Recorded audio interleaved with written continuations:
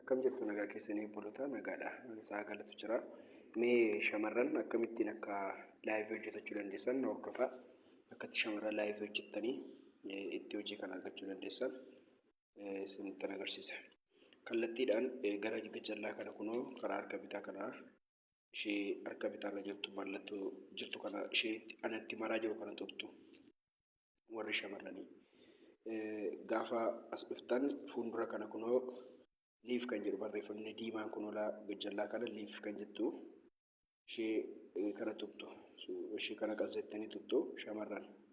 Gaafa isin tuqxan iddoo laayivii akka kanatti isinii fida. Kun laayivii isin gashaa jira osoo hin taane ganaa laayiviitti isin gashuudhaaf jedha. Maal gootu jalqabaa haaraa yoo taatan piroofaayilii keessan kaawwattu. Idduma kana tuqxanii suura kaawwattu. Yoo suurri keessan hin teenye suura kaawwattu. Yoo suurri keessan jiraate ta'e immoo kaawwan bira dabartanii gabbisaa Firaa'ol jedhee jira kan koo kan keessan garuu duwwaadha. Kan keessan duwwaadha. Iddoo kana fuuldura kana iddoo saasii nama tuqe kana iddoo kana tuqxaniiti barreessitu. Maal jettanii barreessitu? Sooloo istiriim jettanii barreessitu. Sooloo istiriim jettanii barreessitu. Sooloo istiriim. Sooloo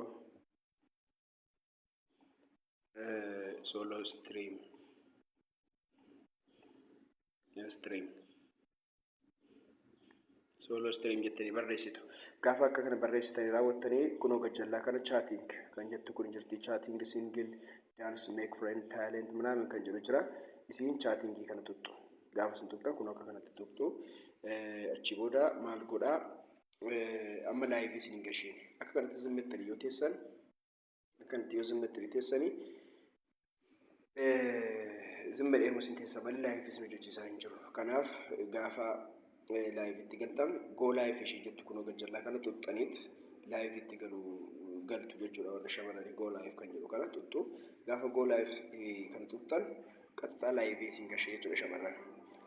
Yoo haaraa taatan shamarran hojii kana tokkottanii warri jalqabdan yoo jiraattan hamma torban tokkotti sa'aatii 3 hojjechuu dandeessu laayivii. Iddoo lamatti qooddanii hojjechuu dandeessu. Sa'aatii tokko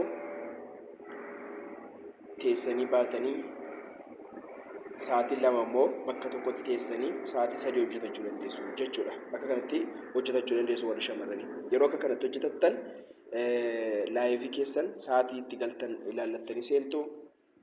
Sa'aatii itti galtan ilaallattanii seentaniit sa'aatii keessaa yeroo guutuu keessaa ba'uu hin dandeessu jechuudha. Oduu sa'aatiin keessan hin guutiin keessaa yoo baatan garuu isiniif hin laatu waan ta'eef sa'aatii keessan eeggachuun isinitti jiraata.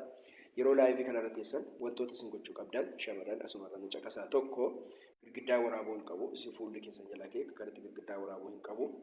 Lama fuulli namaa as keessa galuu hin qabu. Isin yaalatti ashaaraa keessan fudhateera waan ta'eef dura fuulli namaa as keessa galuu hin qabu. Warri shamarranii fuula namaa as keessa gashuu hin qabdanii. Isin bukkeedhaan namni biraa seenee ilaaluu hin qabu. Sadii wayyaan keessan seeraan taa'uu qaba malee qaama keessan mul'achuu hin qabu. Warri shamarranii harmi keessan qullaan keessan mul'achuun gaarii miti as keessatti jechuudha. Asirra taa'anii nama arrabsuun hin eeyyamamu. Laayivii irra taa'anii namoota arrabsuun hin danda'amu jechuudha. Inni biraan ifa gahaa keessa taa'utu isinitti jiraata. Yeroo teessan ifa qabaachuu qaba. Fuulli keessan ifa gahaa keessa taa'uu qaba.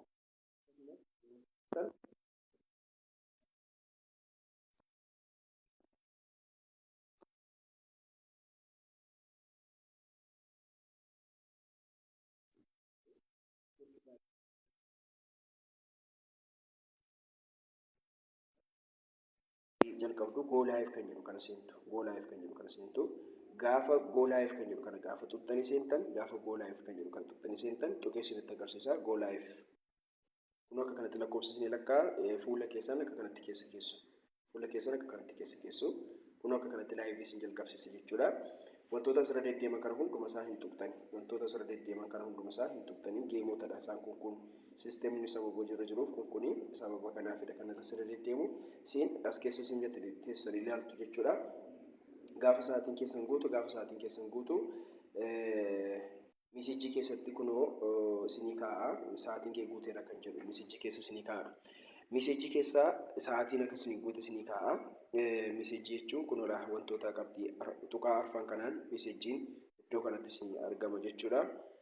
Message kan jedhu kunoo iddoo kana message kan jedhu kunoo message kan jedhu kana keessa isin kaa yeroo sa'aatiin keessan guutu jechuudha. Akka kanatti jala kanaan iddoo kana tuttanii ilaallattu jechuudha message keessa sa'aatiin keessa yeroo guutu.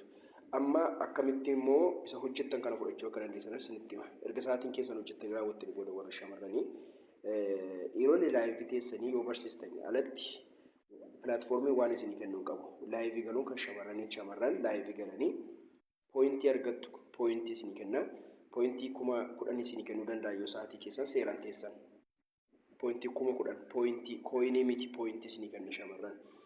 Pooyintii 5,000 al tokko isinii kenna. Pooyintii 5,000 al tokko isinii kenna. Yeroo isinii sa'aatii 3 teessan pooyintii 10,000 fudhattu. Pooyintii 10,000 fudhattu. Sa'aatii tokko yeroo teessan immoo 5,000 fudhattu. Kun immoo amma torban tokkooti. Torban tokko booda garuu guyyaatti shamarreen tokko sa'aatii tokko yeroo teessu pooyintii 1,000 jalaa gashaa 1,000 fudhatte jechuudha. Akka kanatti hojjettu. Gaafa sa'aatiin keessan guutu kooyinii dhaqxanii guurrattu. Kooyinii guurrattanii mana namaa dhaqxanii kooyinii guurrattanii kooyiniidhaan jijjiirraa gootu. Odoo sa'aatii 24 sin irratti hin gahin jijjiirraa gootu.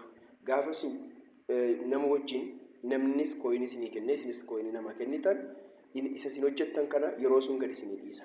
Yeroo sun eessaa fudhattu kunoo qabxii arfan jala jirtu kana tuqxu. Qabxii arfan kana jirtu tuqxu yookiin immoo gara gaafa as dhuftan iddoo kana rewards kan jedhu keessa barbaadanii rewards kunula rewards kan jedhu kana keessa fudhattu. Laayivii keessa erga fixxanii booda akkasumas laayivii keessa fixxanii booda kooyinii erga nama wajjin jijjiirtanii booda isa laayivii hojjettan yeroo sun riwaardisii keessa isinii ka'a. Riwaardisii kana tuqxu. Riwaardisii tuqxu. Warri shamarranii riwaardisii tuqxu. Kan dhiirotaa kophaatti isinitti himaa viidiyoo biraan isin hojjedha. Gaafa isin riwaardisii tuqxan kunoo akka kanatti isinii banaa. Received kan jedhu as keessa isinii kaa'a.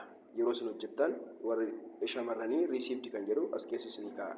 Fakkeenyaaf activity kan jedhu jala isinii kaa'uu danda'a. Regular kan jedhu kana kunoo as jala isinii kaa'uu danda'a.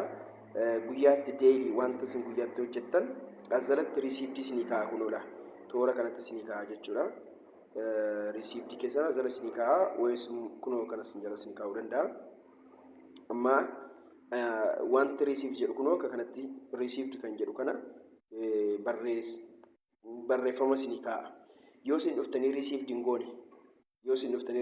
goone isin jalaa gubata sa'aatii 24 dabarraan. Sa'aatii 24 immoo pilaatfoormii kana keessatti galgala keessaa sa'aatii tokko gaafa ta'u sa'aatiin 24 dhuma yookiin tokko gaafa ta'u sa'aatiin 24 dhumee tokko jedhee jalqaba. Akka biyya keenya Itoophiyaatti jechuudha. Biyya Itoophiyaatti pilaatfoormii kana keessatti sa'aatiin 24 kan inni dhumu